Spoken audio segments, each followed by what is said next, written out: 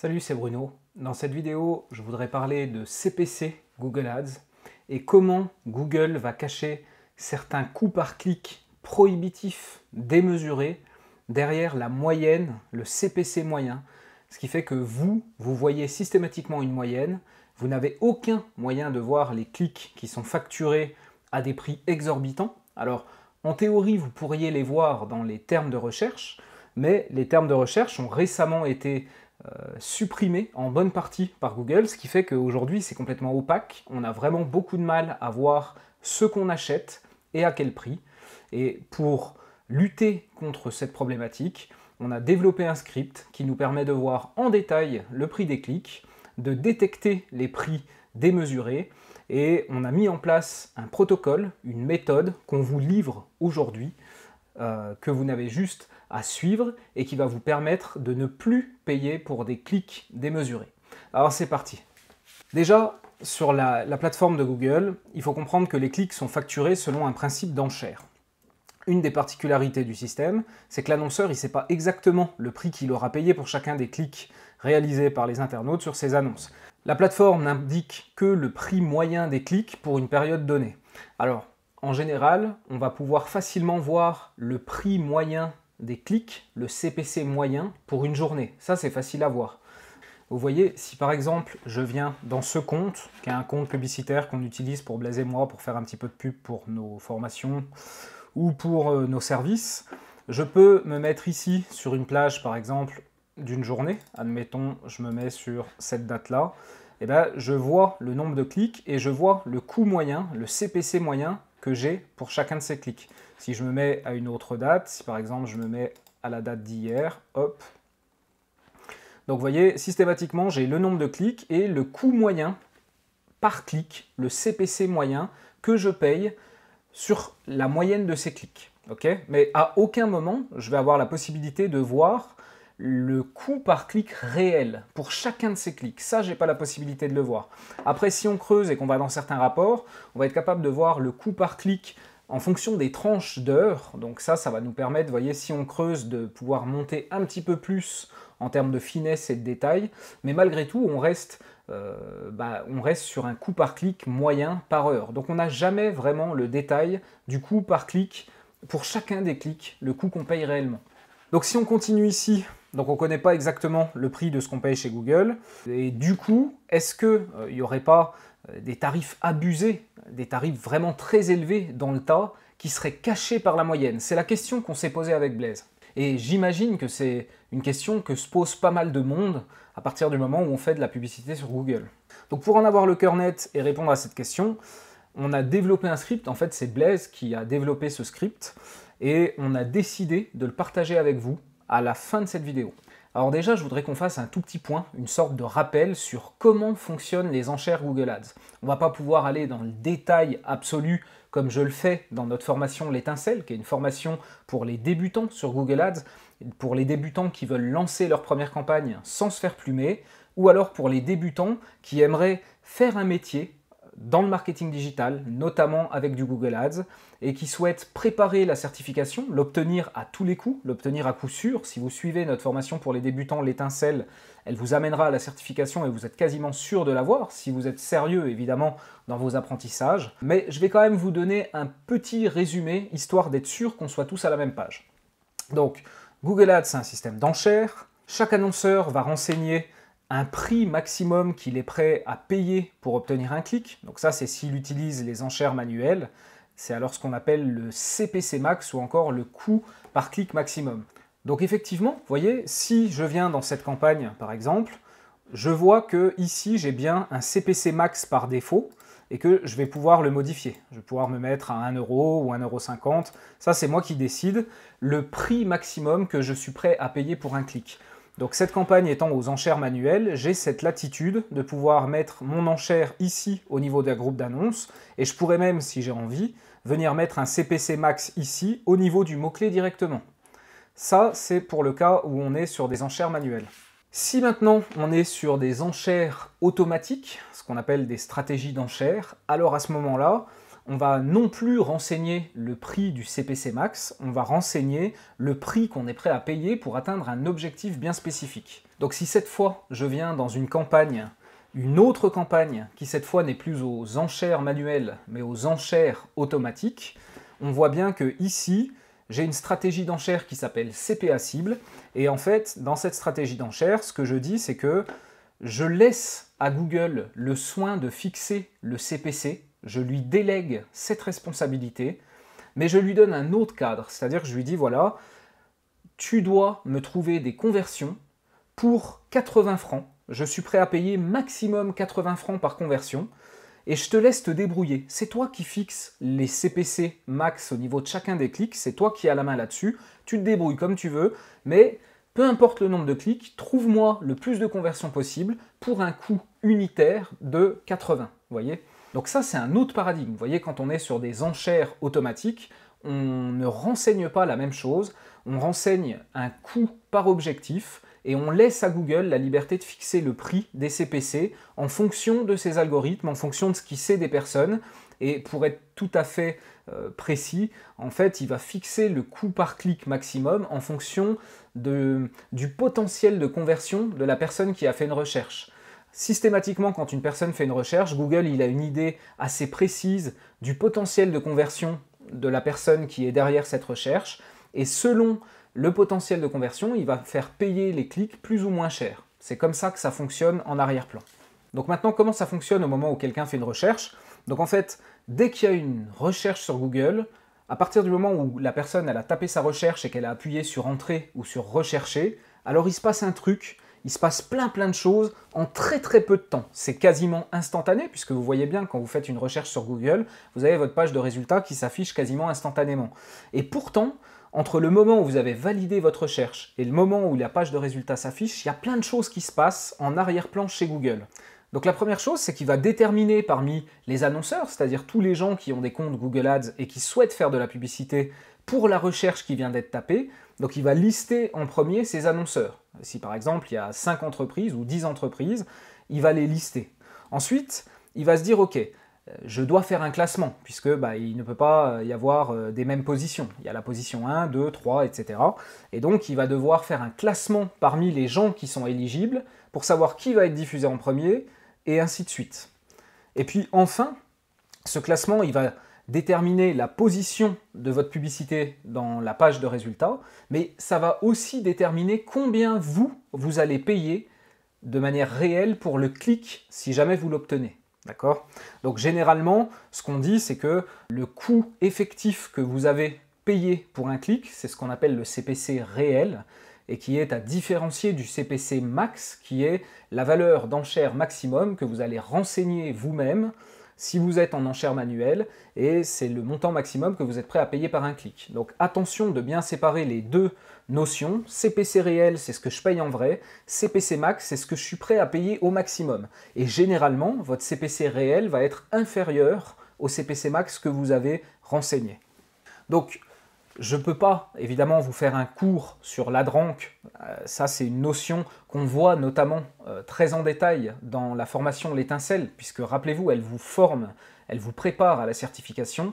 Et évidemment, la certification Google Ads, vous avez des questions sur l'AdRank. Donc, c'est des choses qu'on voit vraiment extrêmement en détail. Là, je passe très rapidement. Je vous montre juste une ou deux slides pour que ce soit clair dans votre tête. Donc, finalement, le CPC réel que les gens vont payer, c'est une équation chez Google qui correspond au classement, la position à battre divisée par le score de qualité. Alors évidemment, c'est un peu technique, vous n'avez pas à savoir ça. Ça, c'est plus pour votre culture, savoir comment ça fonctionne sous le capot. Donc là, dans l'exemple, nous, on est le client D, ok? Et il va prendre le classement du client A, donc le client A, il est ici, son classement, c'est 4, et il va diviser ça par notre score de qualité à nous. Donc notre score de qualité, c'est 10, et à ça, il va ajouter 1 centime qui sera le CPC réel que vous allez payer. Donc si on termine cet exemple, on voit bien qu'on a un rank de 4 divisé par 10 qui est le score de qualité, notre score de qualité. Alors à ce moment-là, on a 0,40, à quoi on ajoute 1 centime, et donc le CPC réel sera de 41 centimes, alors que le CPC max qu'on avait renseigné dans cet exemple-là était de 0,50. Donc vous voyez comment le CPC réel, effectif, va être plus faible que le CPC maximum qu'on avait renseigné. Donc ça, c'est pour vous expliquer comment est fixé par Google en arrière-plan sans que vous voyez le coût réel que vous allez payer au niveau de chaque clic. Maintenant, ça c'est dans le cas des enchères manuelles, vous renseignez votre CPC max, c'est ce qu'on a vu tout à l'heure. Ça signifie que pour chaque mot-clé ou chaque groupe d'annonces, je vous l'ai montré aussi, on définit combien on est prêt à payer maximum pour un clic. Attention toutefois aux enchères manuelles avec CPC optimisé. Donc vous voyez, le CPC optimisé, c'est cette petite coche que vous avez au moment où vous choisissez le type d'enchère au niveau d'une campagne. Et généralement, par défaut, Google a tendance à le cocher. Donc vous devez faire attention à ça. Pourquoi? Parce que même si ça s'appelle encore enchères manuelles, en réalité, c'est déjà des enchères automatiques parce que Google prend énormément de liberté par rapport au CPC max que vous avez défini. Même si vous avez dit que vous étiez prêt à payer 1 franc ou 1 euro maximum pour un clic, Google est capable d'aller au-delà de cette limite. En théorie, il me semble que c'est 30% de plus. Maintenant, dans les faits, on constate que parfois c'est plus que ça. Alors ça, c'est pas officiel, c'est une observation à nous, mais on a vraiment l'impression que Google prend des grosses libertés en CPC optimisé, et par conséquent, même si vous avez encore l'impression de renseigner votre CPC max, Google ne l'écoute plus et il est susceptible de miser beaucoup plus cher. Donc faites attention à ça. Attention aussi aux divers ajustements d'enchères que vous avez pu ajouter à différents niveaux. Donc par exemple zone géographique, appareil, calendrier de diffusion, âge, sexe, audience, etc. En fait, tout ça sont des variables sur lesquelles vous allez pouvoir mettre des ajustements d'enchères. Là encore, je passe rapidement. Évidemment, tout ce qui est ajustement d'enchères, c'est vu en détail dans notre formation L'étincelle, puisque c'est une préparation à la certification, que ça fait partie des questions de la certification. Donc, je ne rentre pas plus en détail ici. Je vous mets simplement un exemple. Je peux même vous montrer en réalité. Donc, vous voyez, là, je suis dans une campagne. Si je viens ici, par exemple, au niveau des appareils, je vais pouvoir mettre des ajustements d'enchères ici et dire que si la personne elle est sur ordinateur, alors je vais payer mon clic 50% plus cher, par exemple. Donc j'aurai juste à dire, ok, j'augmente de 50%. Et je pourrais tout à fait dire, à contrario, que sur les mobiles, j'ai envie de payer moins cher parce que, par exemple, ça convertit moins. Donc je vais payer 30% moins cher. Vous voyez comment on peut faire ça? Et donc, on a la possibilité de mettre des ajustements d'enchères à différents endroits, que ce soit ici au niveau du calendrier de diffusion, que ce soit également au niveau des zones géographiques, ici, ou alors que ce soit au niveau des audiences, au niveau du sexe, au niveau de l'âge. Vous voyez, il y a plein d'endroits où vous allez pouvoir faire des ajustements d'enchères. Toute petite parenthèse, mais qui peut être utile, si vous êtes en enchères manuelles, vos ajustements d'enchères sont pris en compte par Google. Si vous êtes en enchères automatiques, vos ajustements d'enchères ne sont pas pris en compte par Google. Ils ne le sont pas. Même si vous les voyez à l'écran, vous pouvez vous dire qu'ils sont pris en compte puisqu'ils n'ont pas été supprimés, ils sont toujours visibles. La réponse est non. En stratégie d'enchères automatique, tous vos ajustements d'enchères sont annulés et ne sont pas pris en compte par Google. C'est important de le noter. Donc pour finir sur les ajustements d'enchères, ce que je voulais vous montrer, c'est qu'en fait, ils se multiplient entre eux. Par exemple, ici, vous voyez, j'ai une enchère pour un mot-clé à 1 franc, mais puisque j'ai un ajustement de zone lié, par exemple, au fait que la personne soit physiquement présente à Genève, qu'on ait un dimanche, et que le dimanche, ça convertit moins, donc je paye 50% moins cher mes clics, j'ai mis un ajustement d'enchère à la baisse pour le jour du dimanche, que la personne est sur un mobile et que j'ai mis 10% de moins en ajustement d'enchère, finalement je me retrouve avec mon CPC max multiplié par plus 25%, multiplié par moins 50%, multiplié par moins 10%, et je me retrouve avec un CPC max de 1, et pourtant mon CPC max effectif, réel, il est de 0,56 puisqu'il faut tenir compte de l'ajustement des enchères. Donc encore une fois, ça c'est valable quand vous êtes en enchères manuelles, faites-y attention. Okay, et là où je voudrais conclure, c'est que ne pensez pas que la facturation abusive de certains clics extrêmement chers, ce soit uniquement réservé aux gens qui utilisent des stratégies d'enchères automatiques. Il se trouve qu'on a des énormes surprises sur des comptes où on est pourtant en enchères manuelles avec CPC optimisé, ce que je vous disais tout à l'heure, et on va payer des clics extrêmement chers, beaucoup plus chers que nos CPC max, et on a de la peine à s'expliquer pourquoi. C'est pas un problème d'ajustement d'enchères, on a bien regardé et tout, et on se rend compte que les prix des clics, pour certains, sont très très chers. Donc attention, ne croyez pas qu'en enchères manuelles, vous n'aurez pas ce problème. C'est faux, vous l'aurez aussi. Si maintenant on passe au cas des enchères automatiques, donc là c'est différent, c'est plus opaque. En effet, le CPC max est fixé en arrière-plan par Google en fonction de nos objectifs et de combien on est prêt à dépenser pour atteindre cet objectif. Donc c'est ce que je vous ai montré tout à l'heure. Par exemple, je veux une conversion pour 80 francs. débrouille-toi en termes de nombre de clics, débrouille-toi en termes de coût par clic, mais donne-moi des conversions pour 80 francs. Si tu me les amènes au-dessus, ça ne m'intéresse pas. C'est le maximum que je suis prêt à payer pour une conversion. Alors, quelques exemples. Je veux des contacts commerciaux à maximum 50 € pièce. Google déterminera alors pour nous les CPC max pour chaque enchère, en essayant de respecter l'atteinte de cet objectif. Donc ça, c'est une stratégie d'enchère de type CPA cible. Donne-moi des conversions pour un coût cible. Là, mon coût cible étant de 50 €. Un autre exemple.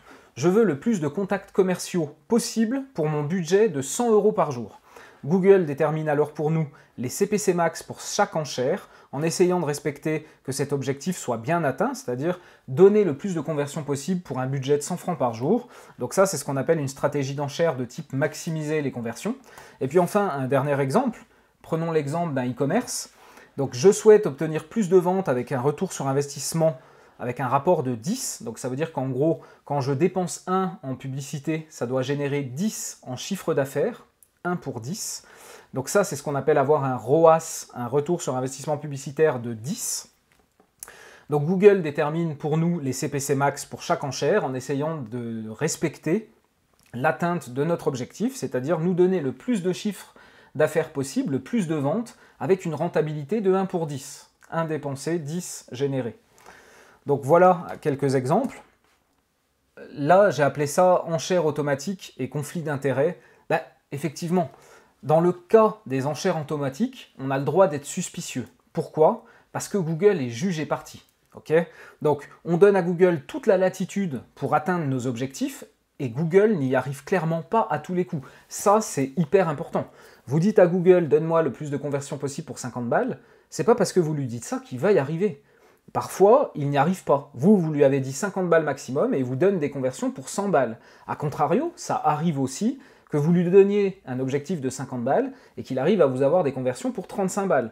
Donc, attention, vous voyez, c'est pas parce que vous donnez un objectif à Google qu'il va réussir à l'atteindre, dans un sens comme dans l'autre. Okay? Alors, Google, évidemment, comme toute entreprise, ils vont chercher à maximiser leurs profits. Et du coup, ce qu'on se dit, c'est que puisque Google est juge et partie, que c'est Google qui détermine les enchères de tout le monde et en toute opacité, en plus on n'a pas de visibilité là-dessus, bah du coup l'entreprise pourrait tenter de fausser le jeu et de facturer plus cher que ce qui ne devrait être. Ça, c'est la suspicion, c'est l'hypothèse qu'on a, et c'est la raison pour laquelle on a créé ce script et toute la méthode qui arrive.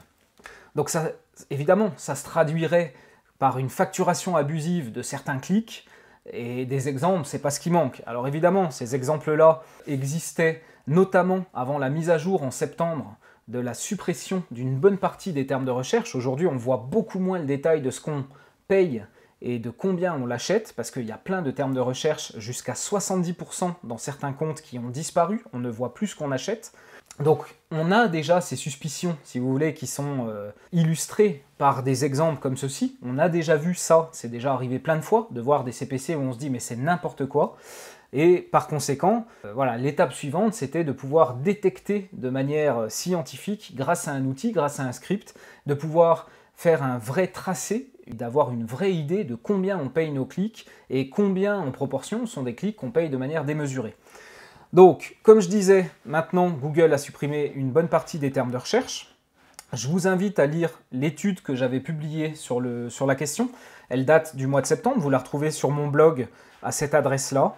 Et puis on voyait, voilà, entre autres, selon les secteurs d'activité, la perte, le pourcentage de perte de termes de recherche au niveau du compte, ça et beaucoup d'autres choses. L'étude est relativement dense, donc je vous laisserai aller regarder si ça vous intéresse.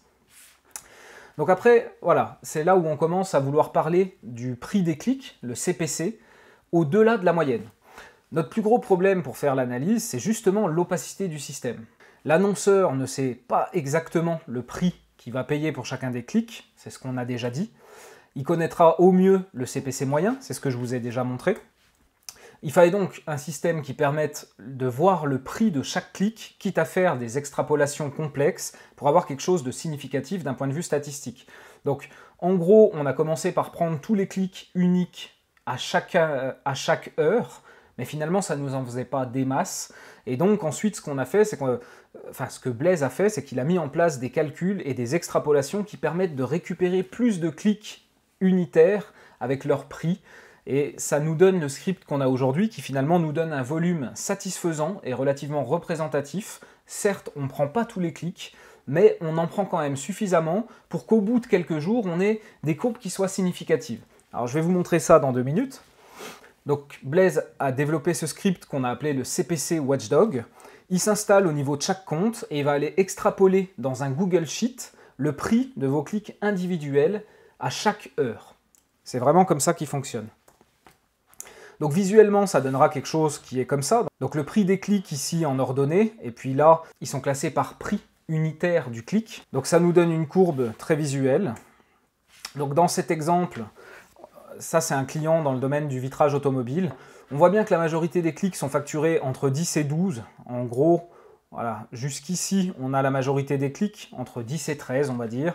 Mais on constate aussi qu'il y a des clics qui sont vraiment facturés nettement plus cher, jusqu'à ici un maximum de 27 francs. Qu'est-ce qui peut justifier de payer un clic 27 francs, voyez? Et au-delà de payer un clic 27 francs, la question qui se pose, c'est quelle est cette liberté que prend Google? Ça, c'est un compte où on est aux enchères manuelles, voyez? Et nos CPC maximum vont être de 6 ou 7 francs.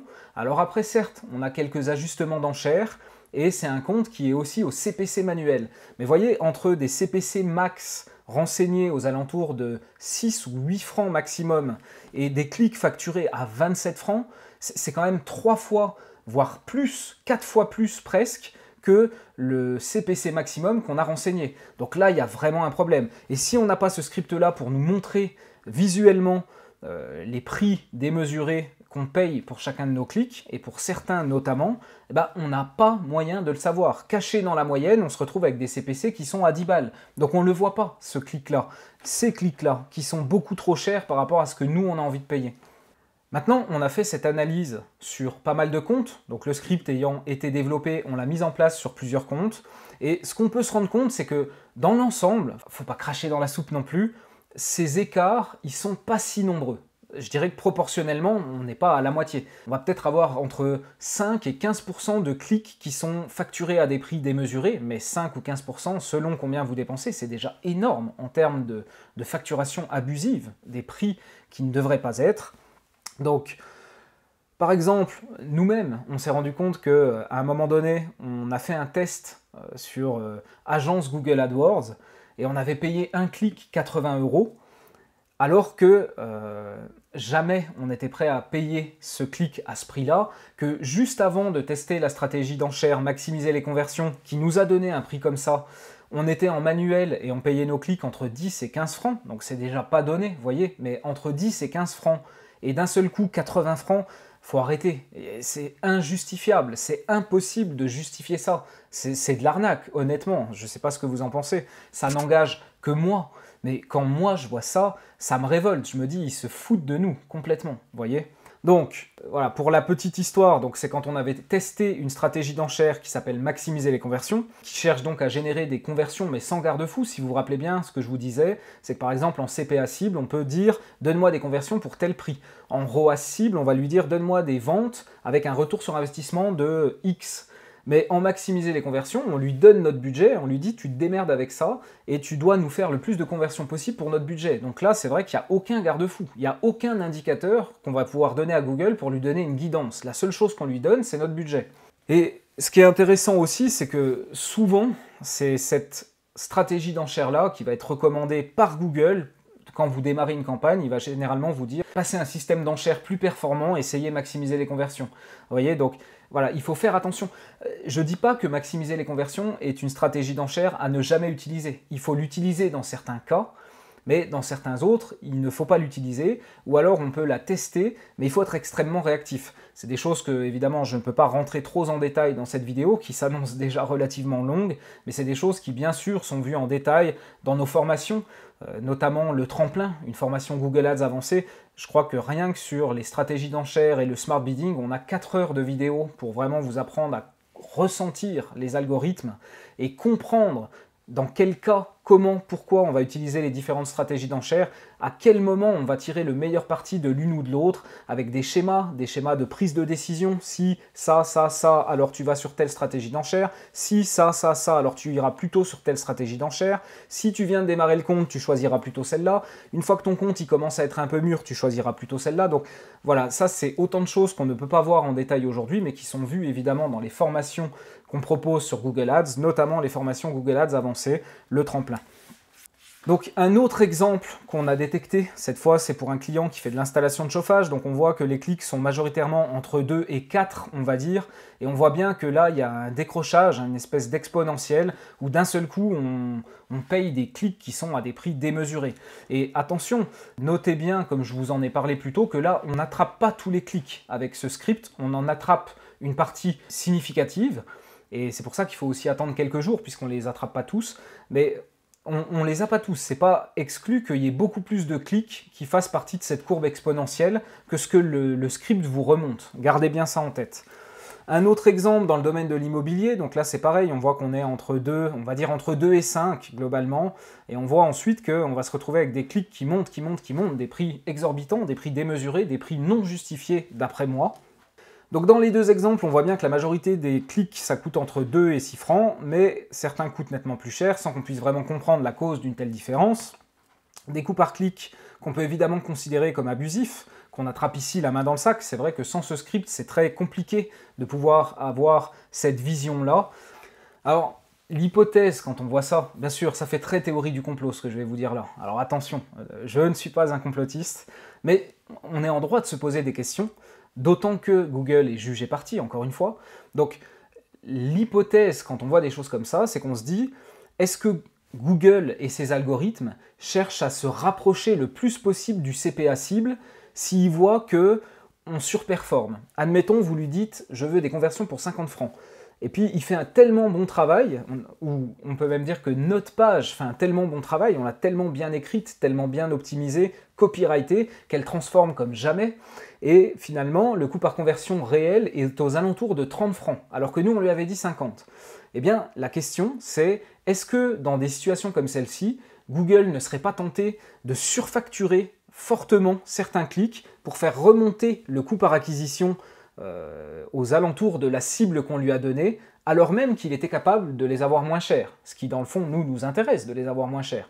Mais est-ce que finalement Google ne ferait pas sa marge, ou une partie de sa marge, en nous surfacturant des clics beaucoup plus chers quand il se rend compte que ça performe relativement bien? Ça, c'est une question qu'on se pose. Alors évidemment, c'est une hypothèse, hein. J'attaque personne, je n'affirme rien, c'est une piste de réflexion que je vous soumets et que vous pouvez commenter, allez-y dans les commentaires, faites-vous plaisir, je réponds à tous les commentaires.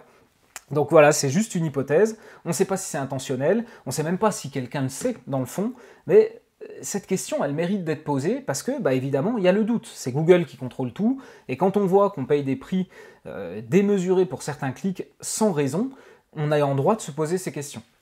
Donc même si leur fréquence n'est pas élevée, évidemment, on vous recommande d'exclure tous ces clics payés à prix d'or pour rien, parce qu'à longueur d'année, les montants, évidemment, si on regarde sur une année tous ces clics abusés, tous ces prix démesurés qu'on a pu payer sur certains clics, si on met tout bout à bout au bout de l'année, je pense que la somme, elle est quand même assez élevée. C'est un peu comme quand on regarde ce que nous coûtent nos frais bancaires sur une année. On est étonné, on se dit « Waouh, ça fait tant que ça ?» Et bien je pense que là, c'est exactement la même situation. Alors comment on va rendre tout ça actionnable? Maintenant, on a vu la théorie, je vous ai expliqué, j'ai fait monter la mayonnaise, ok, c'est bon. Comment, maintenant, concrètement, on va rendre ça actionnable? Donc c'est le moment où je vais vous expliquer comment récupérer le script, comment l'installer, comment déterminer, grâce au script, quelle est la limite d'enchère que vous voulez payer raisonnablement, et comment vous allez mettre ça en place sur vos comptes à travers des stratégies d'enchères portfolio qui vont nous permettre de faire un capping, de mettre une limite maximum au CPC qu'on a envie de payer. Alors c'est parti. Donc déjà, il vous faudra le code du script que vous pouvez obtenir gratuitement contre un email ici. Donc effectivement, au démarrage, on s'est posé la question. On s'est demandé si ce script, on n'essaierait pas de le vendre, même si ce n'est quelques euros. Déjà parce qu'il y a beaucoup de travail, Blaise y a passé beaucoup de temps, et en plus parce qu'il répond à un vrai service et il a le potentiel de vous faire économiser beaucoup d'argent. Si vous regardez sur un an combien vous payez de clics beaucoup trop cher et que vous faites la somme de tout ça, je pense qu'on est à des centaines, si ce n'est à des milliers, ça va dépendre de votre volume, évidemment, de dépenses sur Google Ads. Donc, puisque ce truc a vraiment le potentiel de faire gagner beaucoup d'argent, en tout cas d'en économiser dans vos campagnes, on s'est posé la question de est-ce qu'on le vend ou pas. Donc c'est pas impossible que ce script soit à vendre d'ici quelques temps. Pour l'instant, on fait le choix de vous le donner gratuitement. La seule chose qu'on vous demande, c'est un email. Et évidemment, vous rentrerez dans notre machine marketing. Donc on sera susceptible de vous envoyer des emails avec du contenu exclusif, des études, de l'information. On vous partage nos derniers contenus. On essaye d'entretenir aussi un dialogue et d'échanger avec vous, de mieux vous comprendre. Donc voilà, on sera aussi susceptible d'essayer de vous vendre une de nos formations, il faut être tout à fait honnête. Donc voilà ce que vous aurez en allant chercher contre un email ce script. Donc une fois que vous l'avez, je vais vous faire la démonstration en direct. Donc une fois que vous l'avez, vous venez ici dans votre compte Google Ads, vous allez dans les scripts. Là, vous allez sur la petite flèche bleue, nouveau script. Donc voilà ce que vous obtenez. Donc moi, je vais venir ici, dans un de nos comptes, je vais copier-coller le script. Vous, évidemment, vous allez le recevoir par email et finalement, vous aurez juste la même chose à faire que moi. Vous allez copier-coller votre script ici, comme je viens de le faire. Vous lui donnez un nom, alors vous pouvez l'appeler comme vous voulez, nous on l'a appelé Watchdog, mais si vous avez envie de l'appeler autrement, c'est pas gênant. Donc voilà comment on vient copier le code du script, le mettre ici à l'intérieur d'un nouveau script auquel on donne un nom. Ensuite, il y a une autre chose qu'il faut faire. Vous allez créer une Google Sheet. Donc vous créez une nouvelle feuille comme ceci. Et puis là, vous allez venir sur Partager. Voilà, et vous allez ici vous mettre sur Éditeur, avec droit de modification donc. Et vous allez copier ce lien. Et ce lien, vous allez venir le mettre ici. Donc il y a de fortes chances que vous, quand vous ayez le script, cette case-là soit vide. Donc vous avez juste, comme je viens de le faire, à copier-coller l'URL avec droit de modification de votre nouveau Google Sheet que vous venez de créer. D'ailleurs, gardez bien l'URL de cette Google Sheet. Vous pouvez la mettre en favori dès maintenant, puisque les données du script vont venir se coller à l'intérieur de cette Google Sheet. Et c'est dans ce Google Sheet qu'on va faire l'analyse qu'on va voir d'ici quelques minutes. Voilà, donc là, vous avez renseigné le Google Sheet dans lequel exporter les données. Ensuite, vous avez deux paramètres ici. Donc ça, c'est si vous aviez des libellés au niveau de certaines de vos campagnes. Donc par exemple, vous pouvez tout à fait vous dire, tiens, j'aimerais analyser telle campagne et telle campagne parce qu'elles sont au CPC optimisées. Et j'ai envie de faire un watchdog uniquement pour ces deux campagnes qui sont sur cette stratégie d'enchère-là. Et éventuellement, vous pouvez faire un autre libellé pour des campagnes qui seraient au smart bidding, par exemple. Et vous faites une analyse différente dans une autre Google Sheet, par exemple, pour les campagnes qui sont au smart bidding. Puis ça vous permettrait de comparer.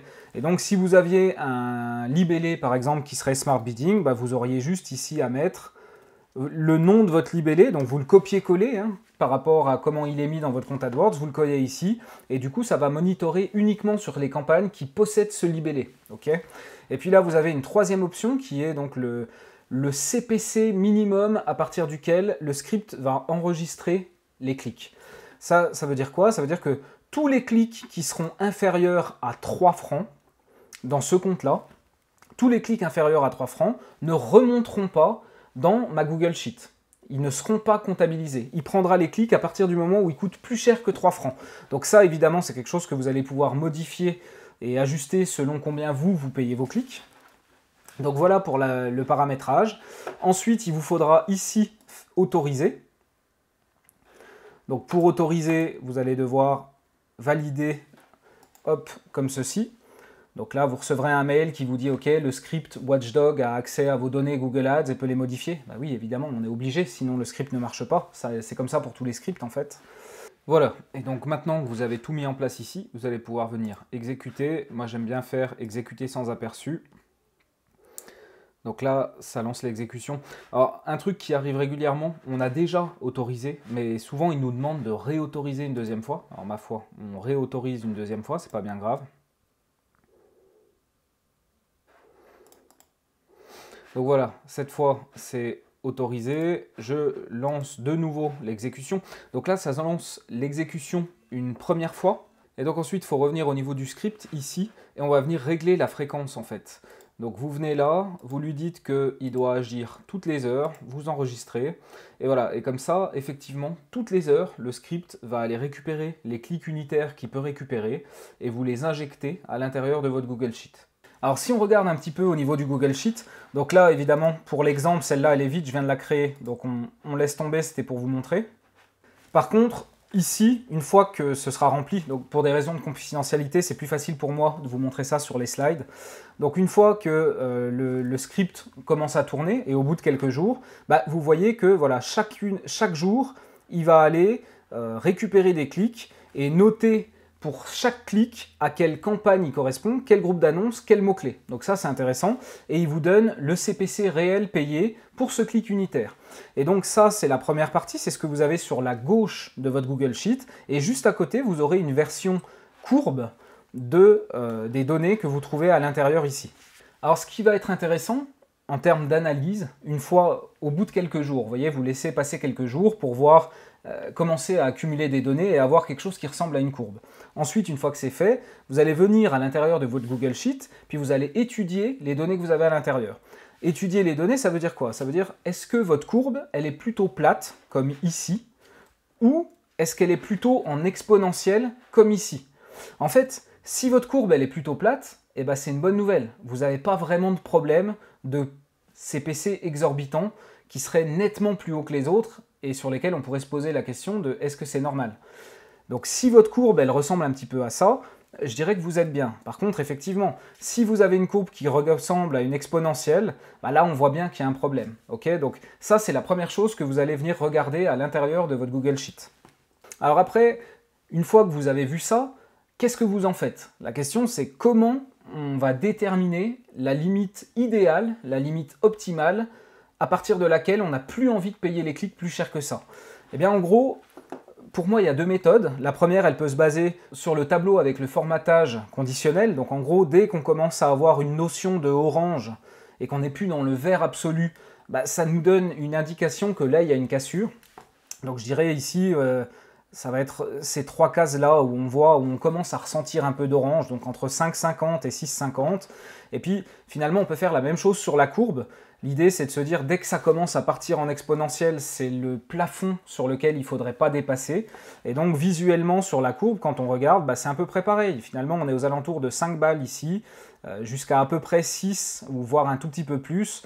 Donc, de nouveau, finalement, qu'on regarde la partie tableau avec formatage conditionnel ou qu'on regarde la partie graphique, ça vous donnera évidemment et sans surprise le même résultat. Donc, voilà comment vous allez pouvoir déterminer le CPC maximum, la limite maximum de CPC que vous voudriez payer dans votre compte de manière raisonnable et éliminer tous les clics qui vous sont facturés beaucoup plus cher. Une fois que vous avez déterminé le prix du clic maximum que vous êtes prêt à payer, vous allez aller dans votre compte, puis on va mettre en place une stratégie d'enchère portfolio. Alors si je viens dans ce compte, je viens ici au niveau des stratégies d'enchère. Donc vous voyez que moi j'en ai déjà quelques-unes. Donc si je veux créer une nouvelle stratégie d'enchère portfolio, j'ai le choix entre tous ces éléments-là. Après, ce qu'il faut bien comprendre, c'est que maximiser les conversions et maximiser la valeur de conversion, c'est deux stratégies d'enchère sur lesquelles vous ne pourrez pas mettre de capping des CPC. C'est ce que je vous expliquais tout à l'heure. Celle-là, c'est celle sur lesquelles on a vraiment le moins de contrôle. On lui donne le budget et il fait tout avec, que les résultats soient bons ou pas bons. On n'a pas la main pour optimiser quoi que ce soit. Alors ce que je vous recommande, c'est plutôt d'utiliser évidemment les autres stratégies d'enchères qui, elles, permettent bien sûr de pouvoir mettre un capping des CPC. D'ailleurs, j'ai pas le temps, encore une fois, de vous expliquer en détail ici les différentes stratégies d'enchères, à quoi elles correspondent, quel objectif, comment, quand est-ce qu'on les utilise, etc. Tout ça, c'est des choses qu'on voit dans l'étincelle, notre formation pour les débutants, et aussi dans le tremplin, évidemment, la formation Google Ads avancée. Je vous donne malgré tout, voilà, ça c'est une slide qu'il y a de notre formation l'étincelle, et qui vous explique globalement les différences entre les différentes stratégies d'enchères, et à quel moment vous pouvez les utiliser en termes de nombre de conversions dans votre compte. Donc, je passe rapidement. Normalement, ça vous donne les bases pour savoir quand est-ce qu'on va utiliser une stratégie ou plutôt l'autre. Donc, si je reviens ici et que je décide par exemple de faire une stratégie d'enchère portfolio CPA cible, donc donne-moi le plus de conversions possible à un coût bien déterminé. Donc on va avoir la possibilité de donner le nom à la stratégie d'enchère. Donc moi ce que j'aime bien faire, c'est lui dire par exemple CPA 30, max CPC 3. Vous voyez, c'est un exemple, hein. Donc ici, on va venir renseigner notre CPA cible. Donc on a dit 30. Ici, il faut aller dans les options avancées. Et on a ce qu'on appelle donc limite d'enchère maximum. Donc là, j'ai dit que j'allais mettre à 3. Donc je mets à 3. Et ça me garantit que je ne paierai plus jamais un seul clic plus que 3 francs. Ok? Ça me garantit. Nous, on a vérifié avec le Watchdog. Et effectivement, une fois qu'on met en place une stratégie portfolio avec une limite d'enchère, la limite n'est plus franchie. Google respecte cette limite. Donc ça, c'est très important. Ici, vous aurez la possibilité de sélectionner des campagnes parce que les stratégies d'enchères portfolio, c'est des stratégies d'enchères qu'on va pouvoir partager avec plusieurs campagnes, à travers plusieurs campagnes ou à travers plusieurs groupes d'annonces de différentes campagnes.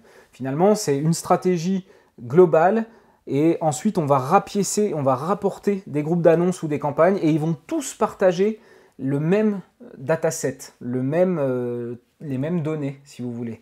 Et en fait, c'est aussi en ça qu'elles sont plus puissantes, c'est que si par exemple vous avez 10 campagnes et que vous avez fait pour chacune des campagnes un réglage de la stratégie d'enchère dans les paramètres de chaque campagne, et ben, finalement, le dataset, les données sur lesquelles les algorithmes apprennent, sont cantonnées à une campagne. Alors que quand on fait une stratégie d'enchère portfolio, ben, le volume de données à partir desquelles les algorithmes apprennent, il est beaucoup plus grand. Et donc, potentiellement, on a des meilleurs résultats en ayant une seule stratégie d'enchère qu'on partage à plein de campagnes, plutôt que d'avoir plein de campagnes avec chacune sa stratégie d'enchère. Après, évidemment, il y a plein de réflexions qui rentrent en ligne de compte pour pouvoir décider quelle va être la meilleure structure de compte, comment on fait mieux les stratégies d'enchères, etc. Tout ça, c'est encore une fois des choses qu'on ne peut pas voir aujourd'hui, mais qui sont vues en détail dans nos formations, et notamment le tremplin, la formation Google Ads avancée. Donc là, vous pouvez tout à fait, hop, venir chercher des campagnes. Et ensuite, vous avez juste à enregistrer. Et à ce moment-là, vous avez mis en place votre stratégie de portfolio. Si vous l'avez rattachée aux campagnes, c'est parfait. Donc ça veut dire que votre stratégie est déployée sur les campagnes que vous avez déterminées et la limite d'enchère de CPC également, ce qui fait qu'à partir du moment où c'est fait, sur les campagnes que vous avez sélectionnées, les CPC maximum ne dépasseront plus ce que vous avez paramétré comme enchère maximale. Alors maintenant, je voudrais vous faire part de nos premiers retours. En fait, on a déployé sur à peu près une dizaine de comptes.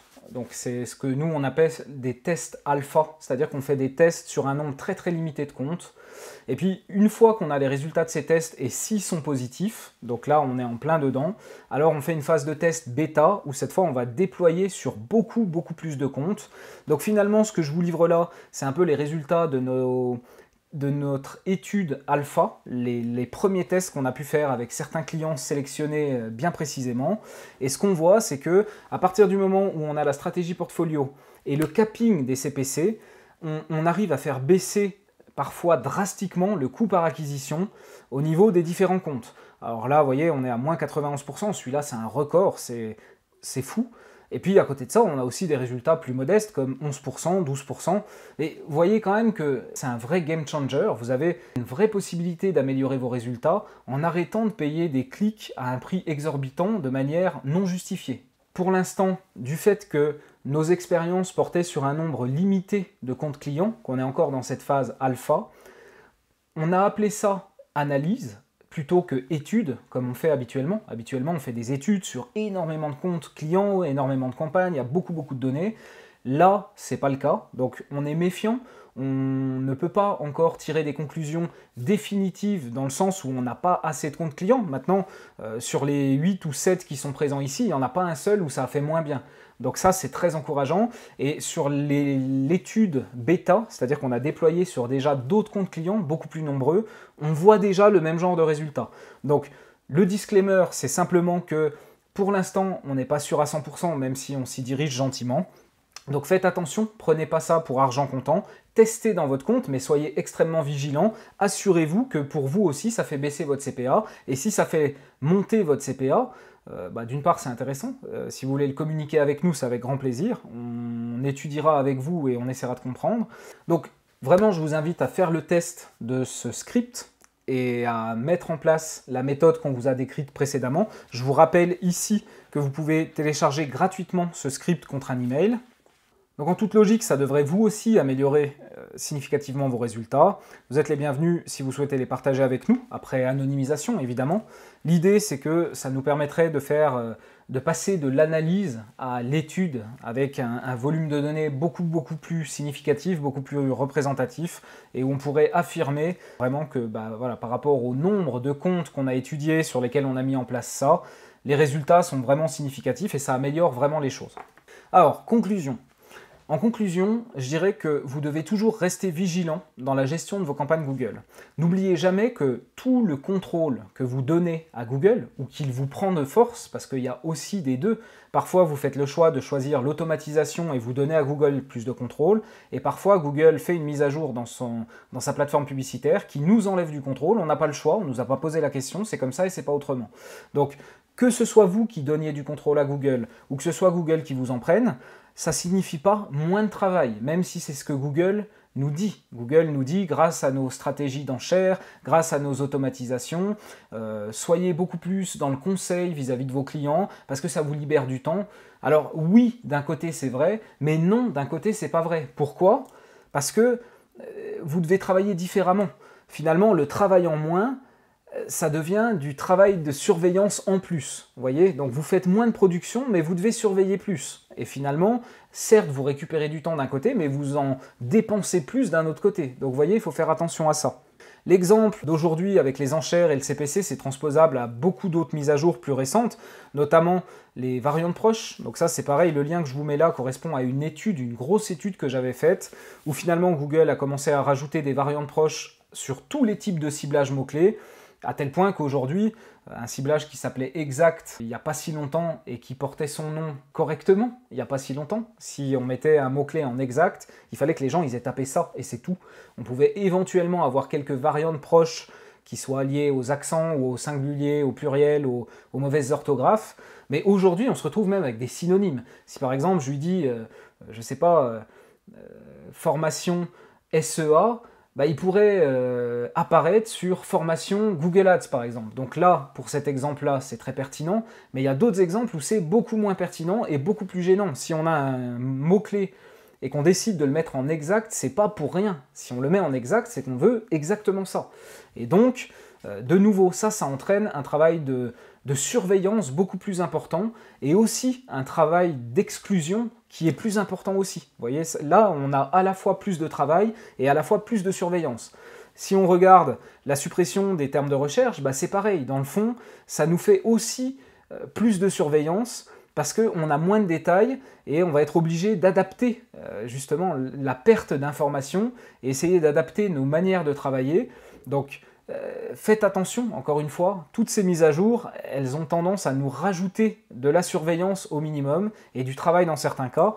Et puis, plus récemment, donc là, la fusion du ciblage large modifié avec le ciblage expression, c'est un truc qui est tout nouveau, c'est un truc qui vient de sortir, on n'a pas encore trop de recul dessus, d'ailleurs Google ne l'a pas encore lancé officiellement, mais là c'est pareil, ça va entraîner une surveillance accrue de vos mots qui étaient en large modifié, de vos mots qui étaient en ciblage expression, pour voir ce que ça va modifier, et ça va forcément entraîner du travail en plus pour vous. Okay, donc méfiez-vous vraiment de l'automatisation et des modifications faites par Google Ads. Non pas qu'elles soient mauvaises, c'est pas ce que je dis, mais c'est qu'elles ont des conséquences sur vous, votre temps de travail, votre temps de surveillance, et vous devez absolument vous adapter. Pour ceux d'entre vous, ceux ou celles qui souhaitent creuser le sujet des enchères, je vous recommande 2 lectures additionnelles. Donc ça, c'est une analyse que j'ai partagée relativement récemment, la corrélation entre les stratégies Google, les stratégies d'enchères et les parts d'impression, et comment finalement, une fois qu'on a compris cette corrélation entre les deux, on va réussir plus ou moins à hacker, entre guillemets, les algorithmes et à les pousser dans une certaine direction. Je n'en dis pas plus, je vous laisserai aller voir. Et puis, j'avais sorti ça toute fin d'année, ça devait être aux alentours du 20 décembre. Pour moi, il y a un vrai nouveau paradigme sur Google Ads en 2021, notamment avec la suppression des termes de recherche. Donc là, c'est pareil, on est sur un gros article de réflexion. Je vous invite à aller le voir. Maintenant, c'est votre tour. Je vous ai présenté beaucoup de choses, j'ai beaucoup parlé dans cette vidéo. Là, c'est vraiment des questions que j'aimerais vous poser et pour lesquelles vous êtes libre de nous répondre dans les commentaires. Encore une fois, je réponds à tous les commentaires, donc n'hésitez pas. Quelque part, on construit une communauté, on construit un débat, donc lâchez-vous, faites-vous plaisir. Est-ce que vous voyez des clics facturés anormalement chers? Est-ce que vous les voyez toujours? Est-ce que vous utilisez déjà un outil pour monitorer le prix de vos clics? Si oui, lequel? Ça m'intéresse de savoir. Et ça m'intéresse de savoir aussi si éventuellement il serait mieux que notre script, et qu'est-ce qu'il aurait de mieux, et quelles fonctionnalités nous-mêmes on pourrait rajouter au script, vous voyez? Est-ce que votre compte il présente une courbe avec des CPC qui sont plutôt de type flat ou plutôt de type exponentiel? Et finalement, comment vos performances elles ont évolué une fois que vous avez mis en place la méthode qu'on vous a proposée dans cette vidéo? Donc là, peut-être qu'effectivement, vous devrez revenir commenter après quelques jours, mais ça nous intéresse énormément d'avoir votre feedback sur, d'une part, la méthode, et puis surtout les résultats que vous avez obtenus grâce à cette méthode.